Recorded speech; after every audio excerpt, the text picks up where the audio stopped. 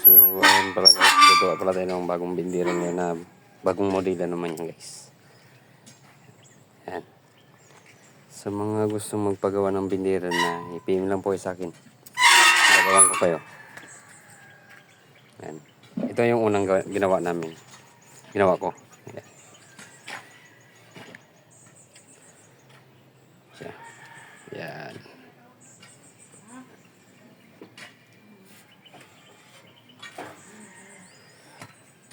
Ito naman yung isa. Maingay lang yan kasi wala pang langis. Pag nalangisan na, okay na yan. Ayan. Sige, update ko lang kayo guys kung mamaya, kasi pupulod ko pa yan eh. Ayan.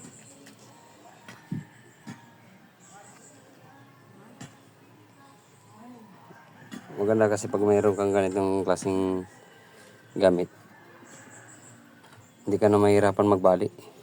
Lagay ka na lang ng lagay. Lalo pag may sukat na kagad. Oh, ayan yun. Ayan, may mga ano na, nakasukat na kagad. Ito po nga pala yung mga gawa namin, oh. Oh, ayan. Oh, ayan. Siya. Oh, ayan. Di ba? Ganda ng mga eskwela. Ganda ng pagkabali.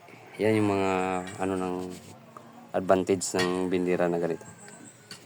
Kaya sa mga gusto magpagawa dyan, PM lang kayo kung anong design ang gusto nyo. Yung pwede pang 12, pwede hanggang 10, hanggang 8, pwede yan natin gawin yan. Basta may materialis lang tayong ano, nakaraan dyan. Bali, ito nga pala, materialis ko nito ay tubo, spring ito. At saka ito spring. Hinatin ko lang yung spring. Ito yun, oh. Yan. Yan yun siya. Yan. Tapos ito, si channel ito. Ito ang nilalapat. Si channel ito na 316 ng ang kapal nito. 316. Tapos ito rin yung pinaka-guide niya. Angle bar lang din na 316. Ikakatingin ko pa siya dito. Yan. Yan. Para maganda-ganda rin tingnan. Sige, ayun guys. Maraming salamat.